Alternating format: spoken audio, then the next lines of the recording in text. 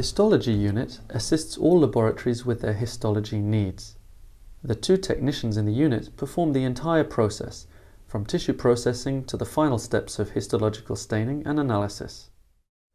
Typically, a histology service starts with the user bringing a sample from their animal model.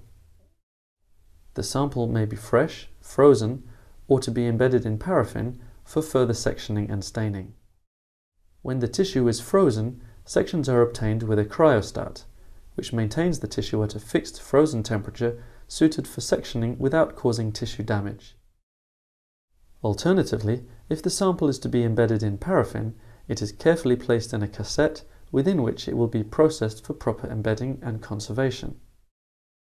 Once placed in the cassettes, all blocks are processed in an automated manner using a tissue processor. This robotic system allows the service to process over 100 blocks per day.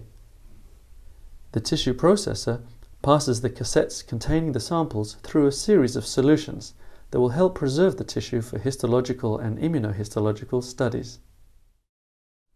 After processing the sample with the tissue processor, the samples are carefully oriented within the cassette as required by the user, and paraffin is dispensed onto the cassette.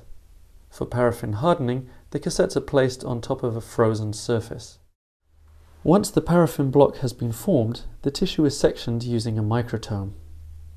Paraffin sections are placed in a water bath, awaiting to be mounted onto a slide.